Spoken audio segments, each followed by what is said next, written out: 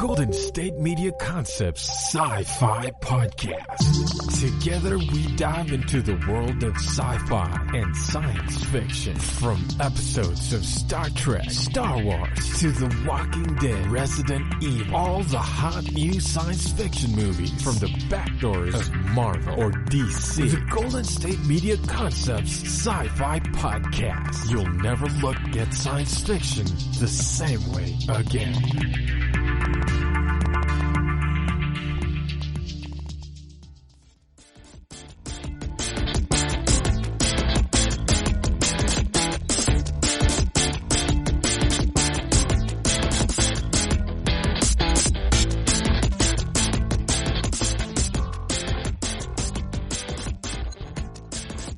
Thank you for tuning in to the GSMC Sci-Fi Podcast, brought to you by the GSMC Podcast Network. I'm your host, Alex. Today, I want to talk about Star Trek Picard, Season 1, Episode 6, The Impossible Box. I know fans tend to be split as to whether they love this show or if they have a ton of problems with it. But personally, I love it. So we're going to talk about it today.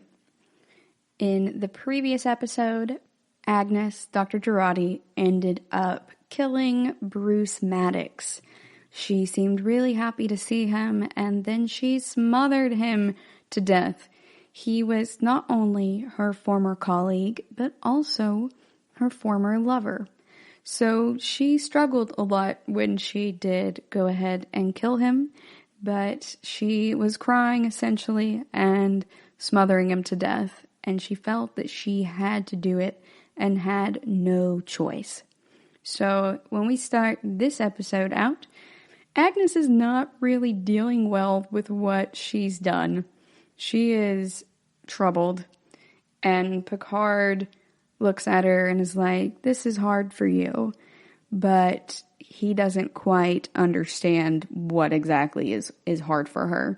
He's really just mentioning Maddox's death in general. He doesn't realize yet, nor does anyone else, that Agnes killed Maddox. So, he doesn't doubt her story, though. He's just sad for her in general and is sympathetic in his Picard way. Elnor, however, knows something's wrong, but he can't tell what it is. And remember, he lives by absolute candor, so he can tell that something is getting at her in general, but he can't tell what it is. And so he says to her, he can't see you're also haunted by something you'd like to forget. So Elnor's picking up on something that the others aren't. But Agnes decides to just spend a sleepless night walking around. And she's just walking around the La Sirena, and she finds Rios playing ball in there, shirtless. And he doesn't even question why she's coming on to him at this point. And that's totally fine. That's normal, I guess. Men don't tend to question it in general, at least, as far as I know. So at this point, he's just like, all right, and goes along with it. So I thought that we were going to take a little bit more time exploring this and seeing who Rios was going to hook up with, I guess. He also seems to have a lot of demons himself that he keeps very private. But, whatever. We're at this point and it's happening. So we see Rios and Agnes kind of head off together, and we know what's up. She needs to forget about something for a while, and Rios does a really good job, I think, in being kind of cognizant of the fact that that might not be the best thing for her, but also that it very well could be. He seems to recognize that everyone is different, and I like the amount of respect, really, that Rios treats her with, and going, okay, you know what you need best. Like, that is for you to decide on your own. How can I best help you? And if you don't want to do this, we don't have to follow through with it, even if we've already kind of started something. And I really appreciated them modeling consent in that way in this episode. That was really nice. And now we have someone who is not necessarily working in the best interests of the crew. And sweet little Agnes, I'm sure a lot of us did not see that coming, but she is going to potentially be a problem. And is she coming on to Rios just because she needs comfort, or is she coming on to Rios because she needs to get something out of him or influence the decisions that he's making as a captain? Who's to say? In general, I'm in the camp that she is just sad and wants to forget for a while and isn't really thinking that far ahead, because right now she also just murdered somebody, and so she just wants to not think, I think, for a while. I don't think this is like a premeditated act, but that's just me. So then we also see that Elnor really does believe that this is definitely a lost cause, and he is going to see this through indefinitely.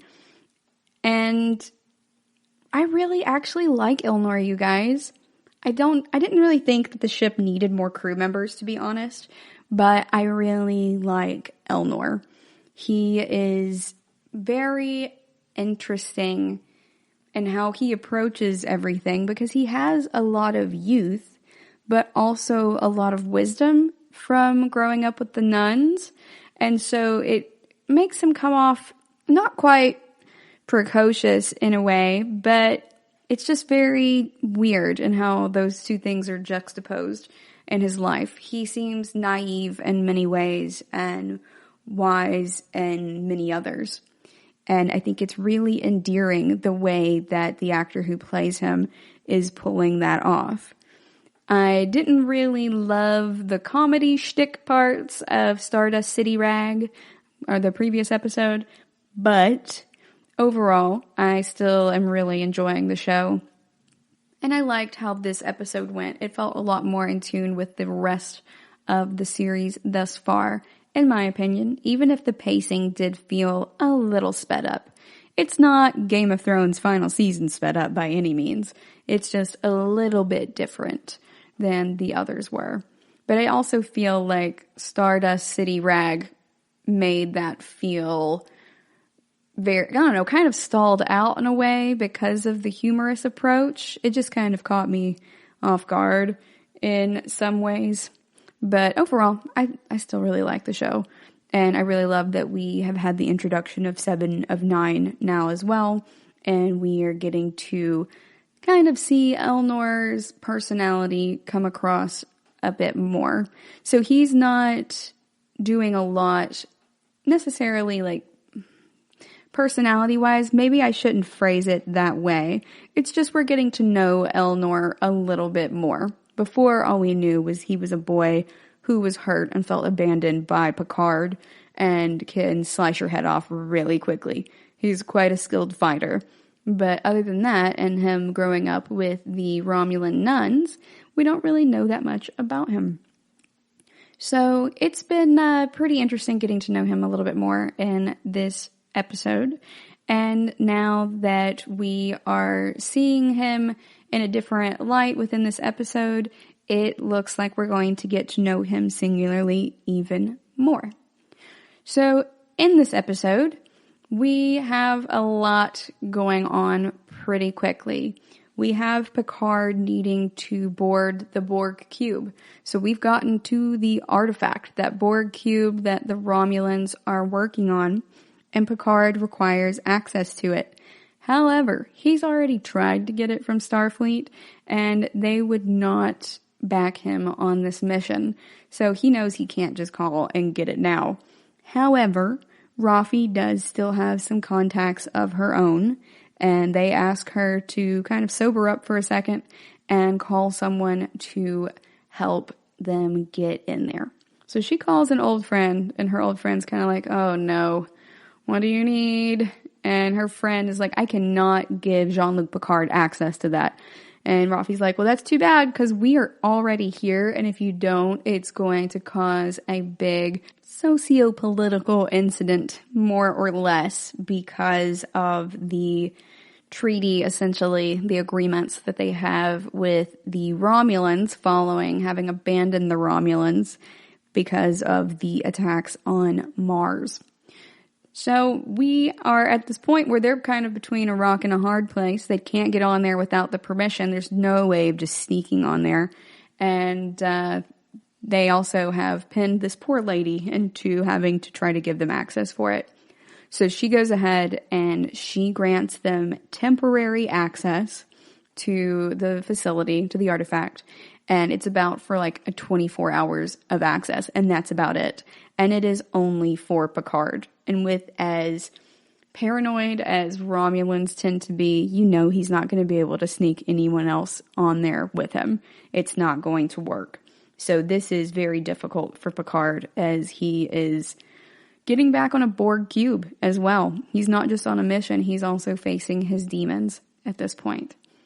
We're going to go on a quick break, and when we come back, we're going to talk about that journey back onto the Borg cube for Picard.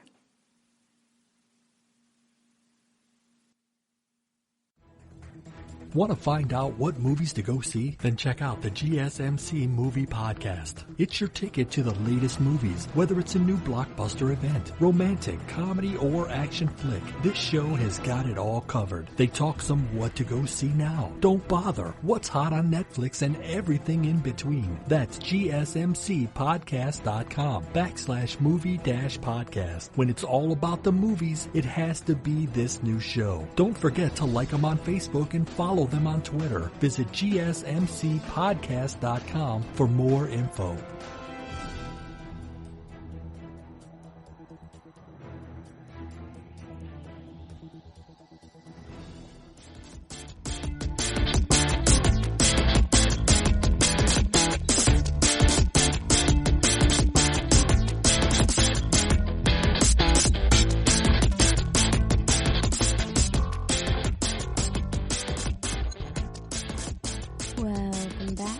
Before the break, we were discussing the lead up into episode 6, including Agnes not really dealing so well with now being a reluctant murderer, and how Picard is about to have to solo this adventure onto the Borg cube.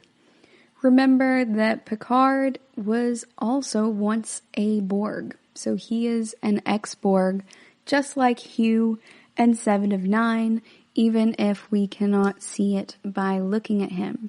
He does not have any physical signs of the time that he was Locutus, but you can still tell that he is very much so impacted by his time as Locutus.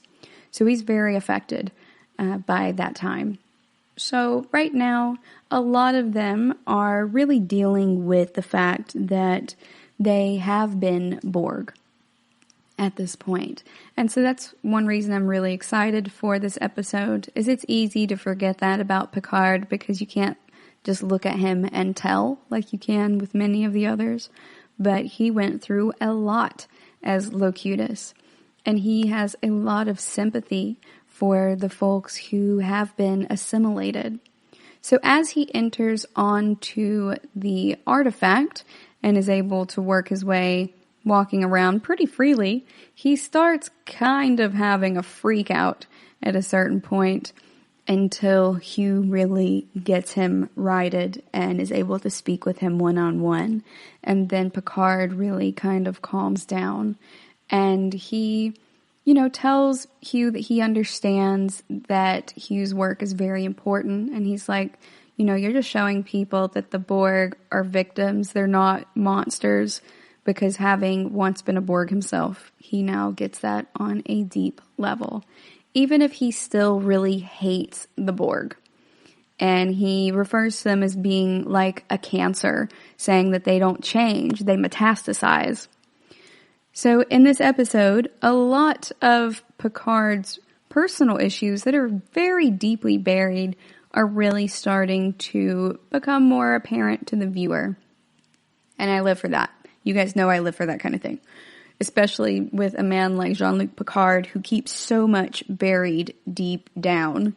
He's very much, a stoic in that regard. And I really like seeing him a little bit shaken. It's not very often we get to see Picard shaken, and it's a little unnerving for the viewer as it's meant to be. And it's also in a very different light because he's so much older at this point. So even though Picard has permission to be on the artifact right now, he has some problems along the way. So Rafi called in a favor with her old friend, but at the end of that conversation, her friend was like, Rafi, speaking to you as a friend, lose my number, pretty much. She's like, do not call me again. This was a big ask and I could get in big trouble for this. Do not contact me again. So they have used up essentially one of their, not really a get out of jail free card, but, a really valuable card that they had in their deck of tools to deal with this weird journey that they're on in trying to find Soji, the synthetic life form who is working on this ship with the Romulans, even though she does not know that she's a synth at this point.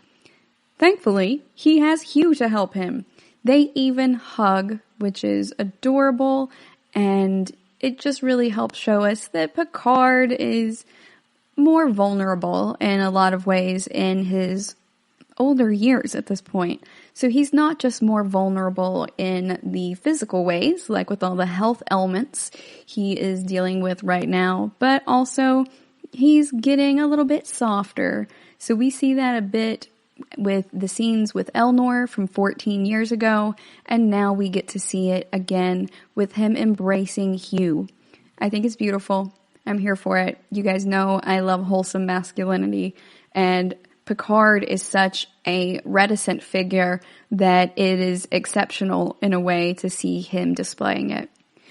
We also know that he hasn't really said anything previously, but Hugh knows that he's Tal Shiar, even though he doesn't know why Narek is really that interested in Soji. He doesn't know that Soji is necessarily a synthetic life form, but he knows that something weird has to be going on with her for Narek to really be interested in her. So now Hugh can't really understand what Picard is telling him about Soji. Even though Hugh has been a Borg and is an ex-Borg now, and he explains to Picard that they refer to themselves as ex-Bs, he is not able to really wrap his head around how this girl, who looks so organic, so human, could be an android, this synthetic life form. So he's kind of quite puzzled by all of this, but in true Hugh fashion, he accepts it. He trusts Jean-Luc Picard, and he's like, yeah, I'll help you get whatever you need. So next in this episode, Soji kind of starts having to deal with that a little bit as well. So Narek goes ahead and reveals to her that every time she goes and has a talk with her mom, that it lasts for exactly the same amount of time each time. And that after that, she just kind of falls asleep, pretty much.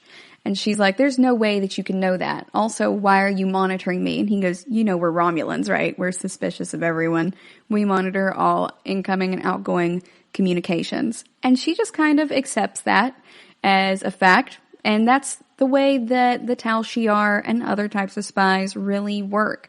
It's very much the Obi-Wan Kenobi style of thought, in which everything is true from a certain point of view, and if you just kind of twist it a little bit from the truth, then you can have that shade of a lie. So he's technically not lying to her. I'm sure that the Romulans do monitor all incoming and outgoing communications, but that's not why Narek knows that, and that's really what she was asking. But he answered her question, which is, how do you know that?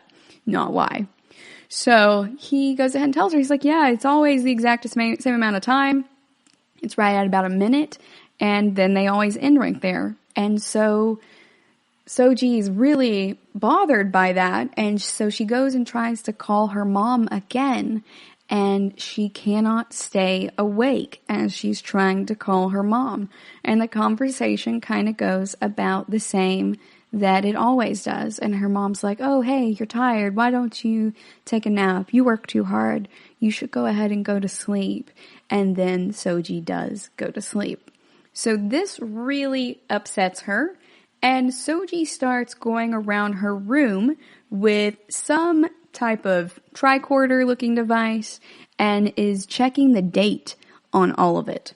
So she is putting this almost like a radar gun looking thing up to like a picture of her and her sister, or to some pictures that she'd drawn as a little girl and everything else, and checking to see how old everything is. So as Soji goes along doing this, she starts getting more and more frantic and starts just ripping things down off the wall and tossing things after she dates them, because they're all coming back as being the same age, and that is about being 3 years old. And so she checks the device and she's like, okay, maybe there's something wrong with the device. Why is this not working? But Narek shows up and he's like, sure enough, this is the exact same as everything else. So this is not you having a problem with the device at this point. Something else weird is going on, because Narek is trying to get information from her without Soji realizing that she is a synth and thereby activating.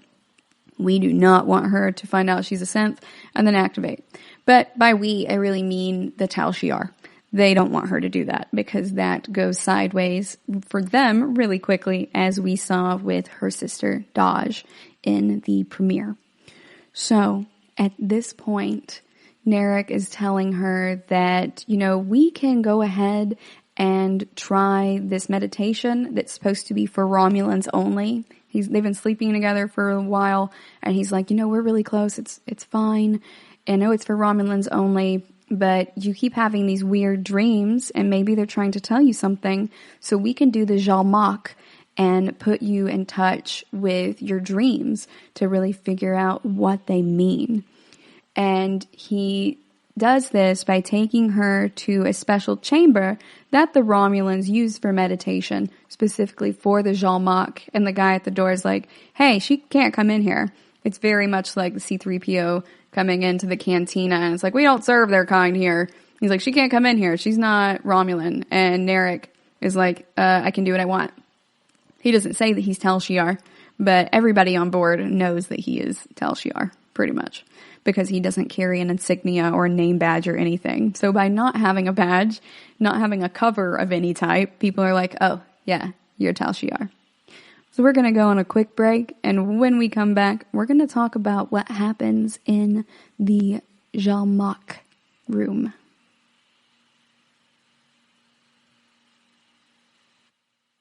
Tired of searching the vast jungle of podcasts? Now listen close and hear this out. There's a podcast network that covers just about everything that you've been searching. Hey! The Golden State Media Concepts Podcast Network is here. Nothing less than a podcast bliss with endless hours of podcast coverage. From news, sports, music, fashion, cooking, entertainment, fantasy, football, and so much more. So stop lurking around and go straight out to the Golden State Media Concepts Podcast Network. Guaranteed to fill that podcast itch. Whatever it may be. Visit us at www.gsmcpodcast.com. Follow us on Facebook and Twitter, and download us on iTunes, SoundCloud, and Google Play.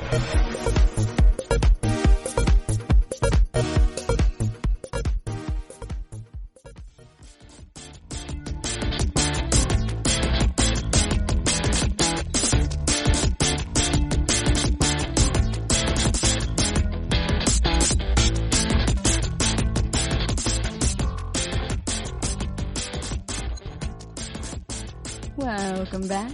Before the break, we were discussing Hugh and Jean-Luc Picard reuniting aboard the artifact / the Borg cube, and how they are both working through their feelings of having been Borg before, as being current XBs.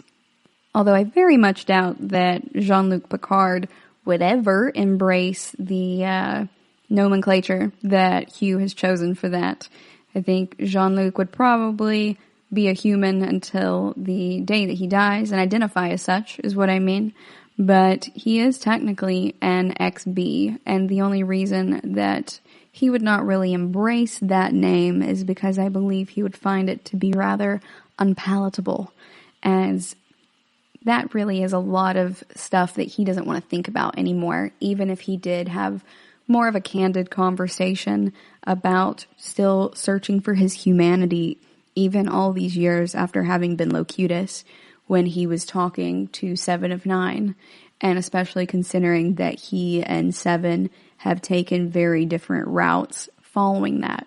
Although she was a Borg for a lot longer than he was. She was assimilated as a child, really. So Seven of Nine / Annika has not really had a full adult life, really, as a human. She was Borg for the longest time and was so resistant to not being a Borg anymore. If you guys have seen Voyager, she fought Janeway tooth and nail. There's actually a really hilarious video on YouTube called Social Distancing with Seven that someone made in one of the Star Trek groups I'm in on Facebook, and it absolutely cracks me up because it shows her still being like part Borg and everything as time went on while she was on board the Voyager with Janeway and everyone. And the first time Janeway tries to come into the chamber that they're holding her in, when she's like still pretty much fully Borg, but she's divorced from the collective. She's cut off from the mental connection and everything. And Janeway's like, I'm coming in. And she turns around and she goes, I will kill you. And she's just so vehement about it that it's very funny in the context of social distancing. But, you know, it was in the context of the scene, very serious. And Janeway's like, oh, you're going to threaten me? I'm definitely coming in there now. Because that's, you know, that's just how Janeway rolls. Y'all know she's not afraid of anything, including fear itself, as she displayed in that episode with the strange clown guy who is representative of fear. And she talked to him in such a quiet voice that it was far scarier than any boisterous yelling that Cisco could ever muster. In my personal opinion, Janeway being quiet is very creepy. So back to this though. This is, again, the show at large is about humanity and discussing what is human, what is a life form. And it partly is, well, I say partly, but it's largely about Tragic Sense of Life by Miguel de Unamuno, the Spanish philosopher that Captain Rios was reading on board the ship. And I've started reading that book, actually. So Tragic Sense of Life, I've not finished it yet, but it's about how humans are unique from a lot of other creatures in that although all living creatures die, we are very aware of it. And living with that tragic sense of life, or living with the notion that we are going to die at some point, really fuels how we approach our lives in many different ways. But he also largely discusses it as kind of a defining characteristic of humanity in a way. And they really explore that more in depth in Star Trek Picard. So right now on this Borg cube, we have Soji, who is not human. She thinks that she's human, but she's a synthetic life form. And in that way, she's like Data, but she is more organic than Data. She has mucus, she has tears, everything like that. She has emotions and she has dreams. All the things that Data always yearned for. But she was made from one of Data's positronic neural cells, more or less. And they always make them in pairs. So her sister Daj, we already saw before. And this one is Soji. So with Soji right now having to try to figure this out, she's still really upset with how she is clocking herself with this tricorder device. And she's like, what? I'm like 3 years old? There's no way. There's something weird going on. But she's trying to struggle with understanding that she may not be human, or she may not be what she thought she was. Perhaps someone implanted memories in her brain. We have Hugh trying to help other people see the XBs as being actual living things that should be respected, even if the Romulans right now in their reclamation project are mostly just keeping the XBs sitting around in almost some type of psychiatric ward where they can just chill, because a lot of them are still low functioning right now as they're taking the old assimilated Borg pieces off of them, and they haven't fully rehabilitated neurologically or psychologically yet, but they're trying, and Hugh's working really hard on that and talking about what is it to be a living creature. So in Star Trek, because we have so many aliens, we can't really just blanket call it humanity, but that is the sense in which Miguel de Unamuno uses it. So he is essentially talking about all of the living creatures that are anthropoid in Star Trek. So they seem human-ish. Now, granted, the Xindi would also fall under that purview if you're a fan of Star Trek Enterprise. So they don't have to look exactly like humans. So I'm using anthropoid loosely. But, they're able to actually speak a language, even if we don't directly understand it. They are able to get around. Usually they tend to walk like we do, mostly because it's expensive to do other types of effects on a TV show like that. But in this way, we see that they're really exploring humanity. And Jean-Luc is exploring his humanity through what it means to have meaning and a purpose. Whereas 7 of 9 is doing the same thing, and she has her purpose, but Picard still believes that there is good out there, whereas 7 has lost that long ago. So these things are starting to converge a little bit in their paths, and we're seeing multiple characters being able to kind of discuss what that humanity means to them at this point and explore what that means to them within the context of Miguel de Unamuno's tragic sense of life. And we're also getting to the point with Don Quixote. Don Quixote has been referenced several times in Star Trek Picard this season, actually, and it's also referenced heavily in Tragic Sense of Life itself, the original reference material. And Picard is kind of thought right now by Starfleet to be out here chasing windmills, you guys.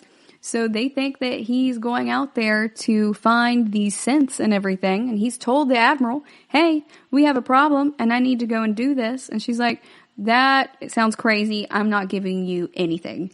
And so that's why he's out here on his own anyway. We're going to explore more of those themes of Don Quixote and Miguel de Unamuno's The Tragic Sense of Life as I get closer to finishing the book so we can have a real well-rounded discussion. But I wanted you guys to see the basic framework for it that they are laying here right now, and how all of these characters are really playing into that. Aside from that, we do have Soji also in that chamber with Narek. And so it's kind of a walking meditation. Think like, the little Zen paths that you walk around, or the circle rock gardens that I've seen on a lot of old college campuses, where you're just walking and thinking in many ways. You see something kind of similar in the labyrinths in Altered Carbon as well.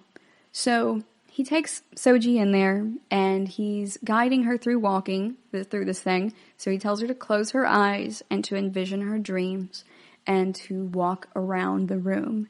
And so she's walking around this pattern that's in the floor, and he's telling her, okay, now you're going to turn a corner. And so he's watching, making sure she doesn't walk in any walls or anything, and she trusts him implicitly. You can clearly see that because of how much she would need to trust him in order to do this exercise, because he's also going into her mind, more or less. So she walks around, and he walks her through it, and she's envisioning this dream she has of when she was a little girl, and she goes into her father's lab, where he's experimenting on all of these orchids. And as soon as she goes to go around the table where the orchids are, he always yells at her and stops her, and that's when she wakes up.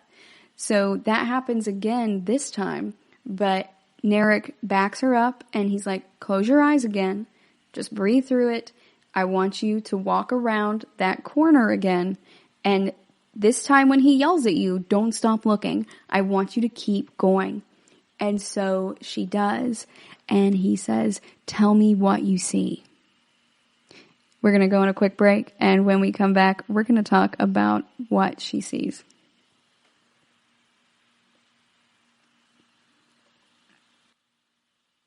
Watching TV has changed over time. Streaming has become the new norm. That's why Golden State Media Concepts television podcast dives headfirst to the world of cord cutting. Want to be on the loop of what's hot in Netflix? Or if it's not a preference, what about original shows in Hulu? We've got you covered. Join us as we fill in the blank and talk about movies to stream and what show you should be binging. This is the Golden State Media Concepts television podcast.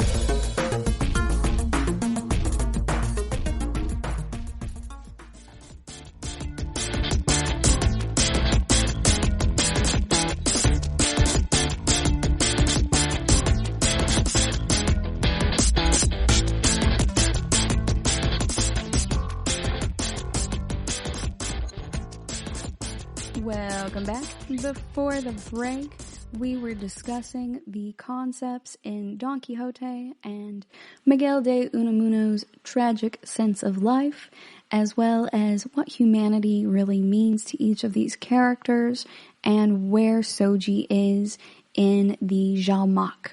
So she's been walking around this floor, and Narek tells her, this time when your dad tells you to stop looking at whatever you're looking at, just defy him and go ahead and tell me what you see. And so she does, and she is completely horrified, still with her eyes closed, and what she sees is herself on the table in pieces.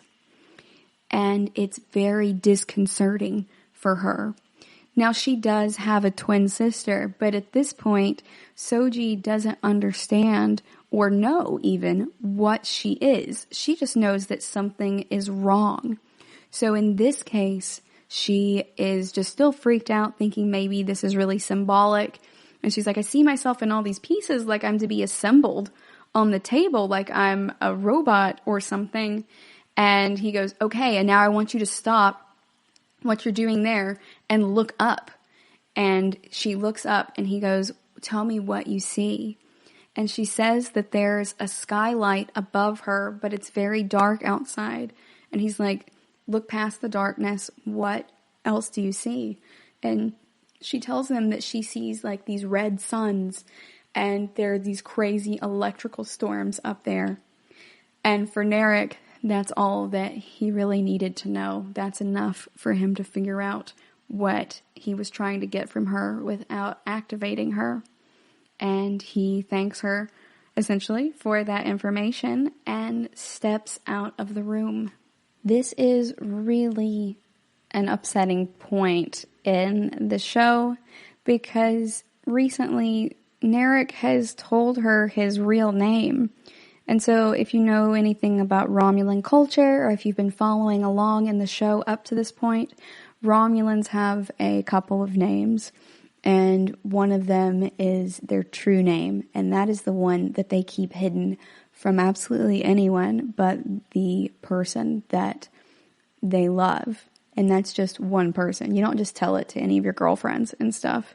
But even though he's known all along that she is in fact a synthetic life form, he has shared a bed with her now for quite a while. We don't know exactly how long it took for Picard and them to figure all of this out and to fly over there with Captain Rios, but we do know that it has been a while, and so they've developed a real relationship over time.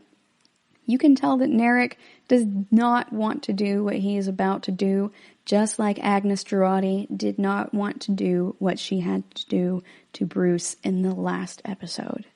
So it's a little heart-wrenching at this point, but he kind of backs out of the room and locks the door after setting that little Rubik's Cube on the table that he'd been talking about with his sister.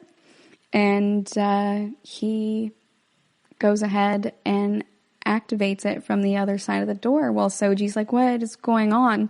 And she's just so confused. It's heartbreaking in a way that is kind of reminiscent to me of that episode of Buffy the Vampire Slayer in which Buffy has to put down Angel because he's been turned into Angelus and opened a portal to hell. And it can only be closed with the rest of his blood because it was opened initially with his blood. And in that way, it really got me, you guys. It got me. So Buffy the Vampire Slayer, that episode is one of like 3 things maybe that have ever made me cry in fiction. And especially like on television or in movies, in a visual medium. I can count on one hand the number of times that kind of stuff has made me cry.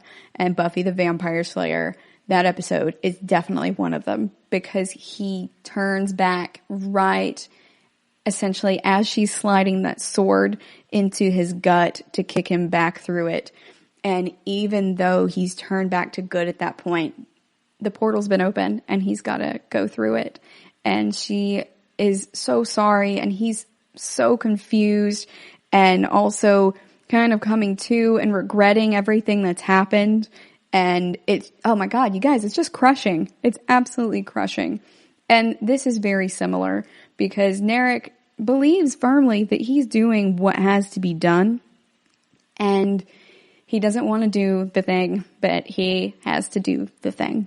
So he goes ahead and activates that thing from the other side of the door. And it starts releasing all of this gas. And he's standing there watching her on the other side of the glass in a way that also reminded me a little bit of Spock and Kirk. Although, in this case, Narek is not trying to save Soji. He is, in fact, killing her. And the other Romulan on the other side of the door is like, okay, whatever.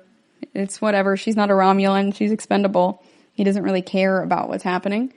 And also, it's above his pay grade because Narek is Tal Shiar. So they're just kind of standing there watching the gas get to her, and she's backing up across the floor trying to get away from it. But it's definitely filling the room, as gases do. And so she is essentially activated at that point and starts pummeling the ground. She doesn't know what she is. She just knows that, like what happened to Daj, that she is in a dangerous situation where her life is very truly threatened and she needs to get away. So just like Daj was activated and was somehow able to kill all of the Romulans who came after her, Soji goes ahead and just starts punching at the ground. It's like a survival instinct has been triggered. And essentially, that's what it is, except in her case, it is programming. So the programming has activated and she's just punching the ground, trying to get out of there.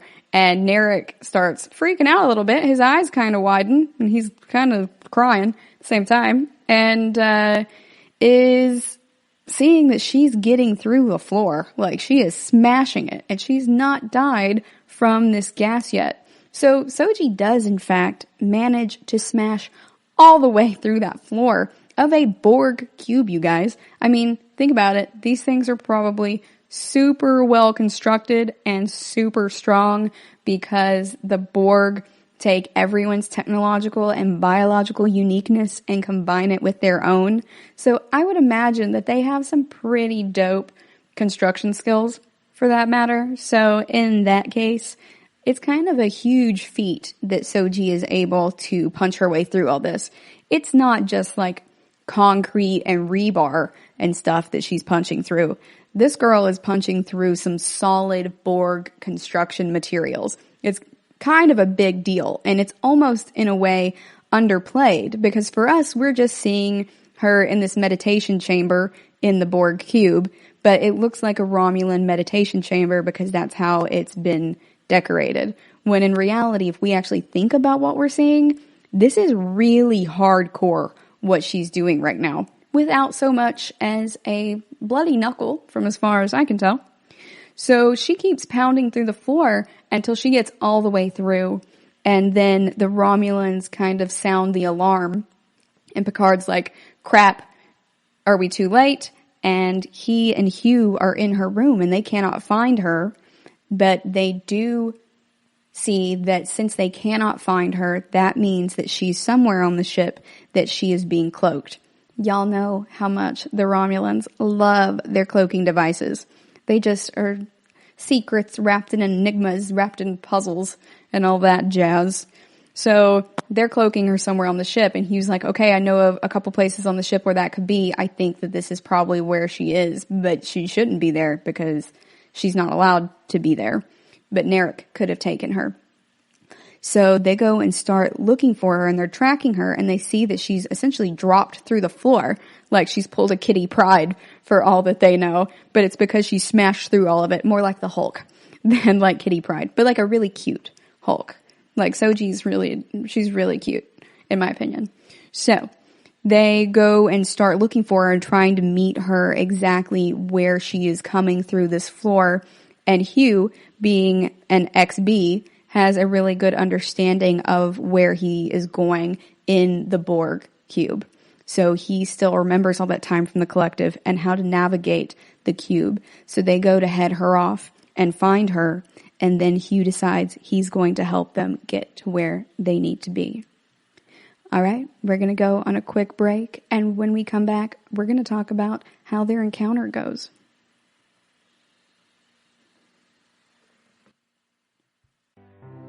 The GSMC Life and Happiness Podcast takes you on a journey of exploration. We'll discuss tried and true methods alongside the latest trends of how to best live your life to its fullest and happiest. From psychology to meditation, science to self-help books, the GSMC Life and Happiness Podcast will help you to discover what makes you happy and how you can live life being the best you possible. Download the GSMC Life and Happiness Podcast on iTunes, Stitcher, SoundCloud, Google Play, or anywhere you find podcasts. Just type GSMC in the search bar.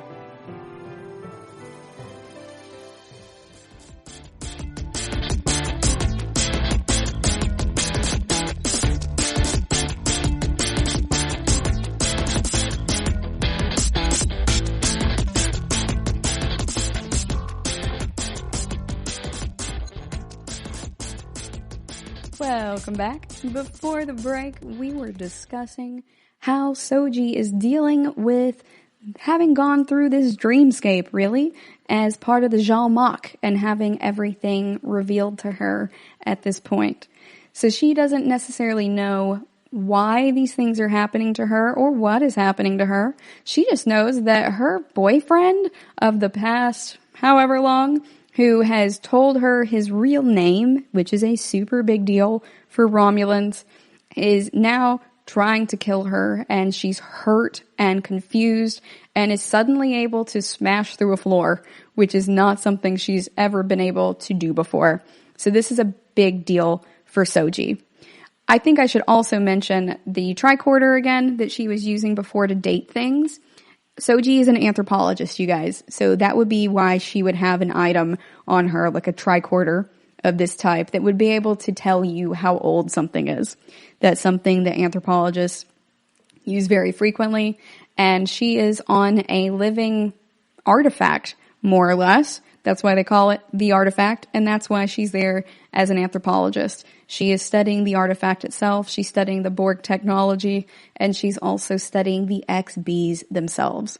So we also know about Soji that she is a holistic anthropologist.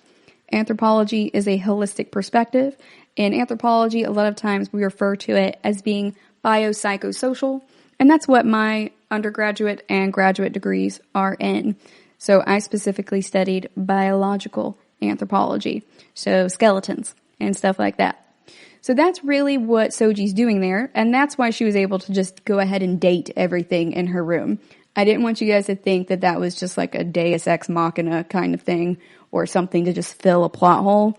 It actually makes a lot of sense as to why she had that device in her quarters. That's one of her work tools. Just like I have trowels and line levels and all kinds of other weird stuff in my backpack in my house. So right now, she is smashed to the floor, to go back to that, and is running away. Where is she running to? I don't know, but I don't think Soji really knows either. She's doing less of a running towards something and more of a running from something at this point. She is running from Narek.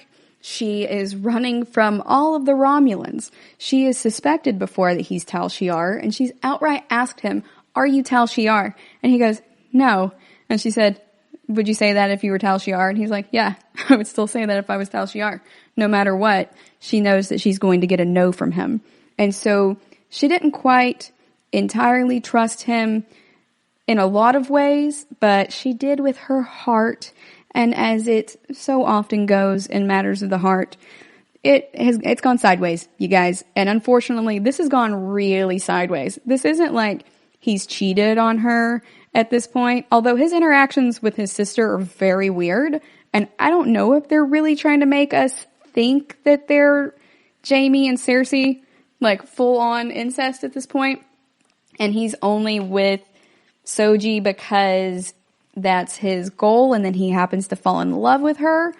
But it comes across very incestuous. I don't know if his sister just has a thing for him or what, but yeah, you guys, you're gonna have to see for yourself. I can't really explain it very well, but you're gonna have to watch it. It's weird. All of their interactions, the brother-sister interactions, are they come off with very strong incest vibes. So, at this point, though, she is running from her boyfriend who is trying to poison her, and she has no idea why. She has no idea what's going on. She just knows now she's got superpowers. So Hugh and Picard track her down in the ship and get to the point where they actually get to meet her. But of course, the only person that she even kind of trusted and knew on this ship has now betrayed her. She's very reluctant to trust new people because of that. And I don't blame her, you guys. Once bitten, twice shy. That's how it works. So right now, she has come in contact with them and they're like, "Come with us." And she's like, "I don't know you. You probably want to kill me too." And Picard's like, "No, come with me. I want to save you," essentially. And that very earnest and urgent way that Picard has. And since he's with Hugh, that helps convince her to go with them. So she does like Hugh, and that's because Hugh has a good heart. And Hugh has expressed how he likes that in Soji as well. And he's done her a favor before and letting her speak to Ramda. So now they are leaving together. She's reluctantly going with him, but at this point, she wasn't running to anything. She was running from something. So now at least she has kind of an exit strategy, even if it's with these strangers, because she's got strangers in front of her and the devil she knows behind her. But she doesn't really actually know that devil very well, as she has just found out. So since Hugh is an XB, he goes ahead and takes them to the Borg Queen's chamber, you guys. He knows exactly how to get to it. The others don't necessarily know how to get to it. The Romulans on the artifact. And he's not told any of them about it because just like the Romulans have secrets, Hugh knows that there are benefits of him keeping secrets as well. He doesn't need to tell them how to map absolutely everything on this ginormous cube. So Hugh takes them in there. He understands the value of keeping these secrets, and he takes them into the Borg Queen's chamber and tells them that the Borg Queen has this technology in her chamber that allows her to escape in times of difficulty. So it's not a ship or anything like that, but it's a transportation technology. Think kind of like a Stargate, but not a permanent Stargate. But it's not a Stargate. In fact, we have actually seen this type of technology before in another species who refused to give that technology to Janeway and them when they were trying to make that 70-year voyage home on Star Trek Voyager. So it's actually kind of funny, in my opinion, that they end up getting, apparently, assimilated by the Borg, because the Borg don't trade for technology like they do in Stargate or in the Federation within Star Trek. The Borg take what they want. Like, they're very much Daenerys Targaryen at this point. You know, I will take what is mine with blood and fire. But in this case, it's not even that. I guess that's more of like a Klingon kind of thing, or a Romulan thing. Whereas the Borg just turn you into one of them, which is how viruses work, you guys. It's a pattern of assimilation. So they go ahead. I just think that that's funny. That's all I'm saying, is I think it's funny that they got assimilated when they were jerks to Janeway and everything. So they are able to use this type of technology that we have actually seen before in another show. And because of that, I urge everyone who may be listening that if you have not watched the other Star Treks, you should totally watch them. I don't think that you have to watch them in order to start with Picard, but a lot of things will make even more sense, and there will be more layers that are apparent to you if you do watch the others first, including what's going on with 7 of 9, these types of technologies and stuff that we see that are from these other shows. It's not all laid out. That's one of the great things about Star Trek, is you don't have a ton of expositional writing in it. They show us, they don't tell us. That's part of what makes Star Trek Picard so good. And in that regard, we see that here again. So again, because it's shown, not told, you don't need it in order to start here, but it really just adds so much depth to the rest of the show. And again, that's why I'm reading Tragic Sense of Life right now. All right, we're going to go on a quick break, and when we come back, we're going to talk about the rest of the escape.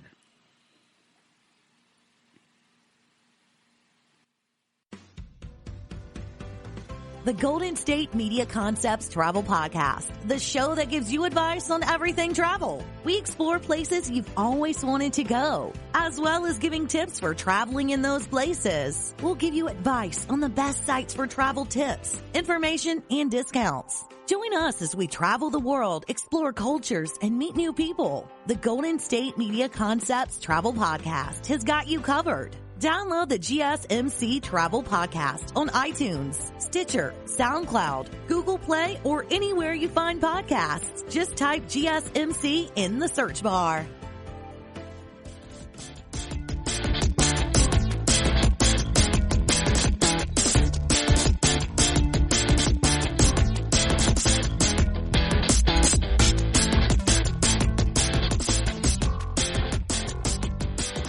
Welcome back. Before the break, we were talking about Soji and Picard and Hugh all encountering each other and going into the Borg Queen's chamber in order to use her hidden technology to escape. Now we're going to talk about that actual escape. So right now, they are getting ready to go through there, but Hugh decides he can't go through with them. He has to stay back and hide that technology again, and also close off that chamber. So as they go to leave through there, they're trying to convince him to come with them. Both Picard and Soji don't want to leave Hugh behind. And for Soji, that's also a really big deal, because that's the only person here she actually kind of knows. And I do mean kind of knows. She doesn't actually know Hugh that well. She just knows that from her interactions with him, he has a good heart, and he appreciates in her that she tries to speak to the XBs in their original language, because she is also, again, an anthropologist, a 4-field anthropologist, and we see that here with her linguistic skills and her cultural sensitivity. So she's trying to have this conversation with them. Well, it's more of a one-sided conversation. It's a source of comfort is what she's trying to offer them, and they refer to them as the nameless in some ways. But he was like, yeah, we prefer XBs. Nameless doesn't sound, all that great for people. It sounds just tragic. So XBs, ex-Borg, is the best thing that Hugh could come up with, but that, I suppose, is one step above the nameless. Regardless of how well they know each other or what that is based on, at this point, Soji does not want to leave him behind, and she knows what the Romulans may do to him if they catch him, and that there is a very slim chance that the Romulans are not going to find out about it. But he is adamant about staying behind, Picard just is old friends with Hugh, and he knows what may happen to him, and he doesn't want to see anything bad happen to his friend. However, right as they are about to step through, Elnor shows up and kills the Romulans who are about to attack them. And Picard's like, what the heck? You were supposed to stay on the ship. And he's like, old man, I go where you go. I've bound myself to you. So there you go. But Picard's goal was ultimately to find and retrieve Soji, and that's where he is at this point. So as Picard and Soji go to leave, Elnor also refuses to go because he thinks that this is an even more hopeless cause than the one that he had had with Picard. And remember, a cause being hopeless is what his people require in order to take it upon themselves. So he decides he's going to stay there and protect their exit and to help Hugh to get rid of all of this evidence and to also shut off the room. So it's a really big deal, and Picard has a lot of feelings about this because the last time he parted with Elnor in this way, in which everything was frantic, it was 14 years ago, and he told the boy that he would be back. And then he didn't come back. He was able to at a certain point, but he just never did. He felt like a failure, and the Romulans hated him because he was unable to actually send the Romulan aid that he had promised because of the Synth Rebellion on Mars. So when the Synth Rebellion happened and they ended up abandoning the Romulans in order to deal with that instead, the Federation made this really big rift, not only between the Federation and the Romulans, but particularly between the Romulans and Picard. He was once kind of a hero in their eyes, and they largely, because he was the face of the Federation for them, they hold him responsible for not receiving any of that aid. So the last time this happened, he effectively abandoned Elnor and never saw him again. Well, for 14 years, he never saw the boy again. He only knows Elnor the man now. And so at this point, Picard, you can see the conflict on his face because he's just been reunited with this kid, and now he is effectively abandoning him again. And not only is he abandoning him, but he is leaving him in a truly hopeless situation. He very well may die at this point.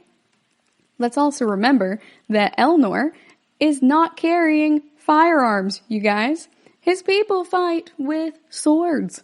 So Elnor is walking around carrying swords to a Romulan disruptor fight, and he's on a giant Romulan base. That is what the Borg Reclamation Project, the artifact, is. So they are very much in the belly of the beast right now, and Elnor is just swinging some katanas, more or less, and fighting these disruptor rays. So he actually wrecks them, though. It's very impressive, the way that he deals with everything. But it makes Picard really upset to have to leave this, effectively a child, there again. And although Elnor is an adult, he is only like 22, 23, and to Picard's 70-some years, he is very much a child. And Picard has led a lot of children in that manner, all of the red shirt ensigns, think about them, into battle and lost a lot of them. Picard's lost so much already at this point, and this is extra damaging to him going forward. But Elnor stands before him as a man and tells him to go. And he was like, we have this, go. And so Picard and Soji go through the portal and leave. They tell the rest of the La Sirena crew to meet them at Nepenthe. So they're going to meet up on a different planet from them because they're not able to transport straight to the ship because it's a different type of technology. And they can't use the transporters from the ship to beam them out because the Romulans have up all of these defenses. So they have to transport somewhere else and meet them at Nepenthe instead. That is something they're able to do. And so they're like, okay, meet us there. no reasoning for it. They just know that everything went sideways and it's bad news bears. So the La Sirena decides they're going to go ahead and meet them there. And now we're just left with a lot of questions and Elnor and Hugh shutting everything down and preparing for a big, big fight. I really enjoyed this episode quite a bit. There is espionage on multiple sides here. We have a lot of surprises with Elnor sneaking away and everything. He wasn't happy about Picard leaving, but, he pulls a full, Luke Skywalker and starts sneaking around and everything, going places that he shouldn't be, and ends up being helpful, actually more helpful than you might have thought he would be in fighting guns with knives, more or less. So we get to see a lot more about Elnor in this and see that he really is a man at this point, even if he still carries that view of Picard and the pain of being abandoned through the eyes of a child.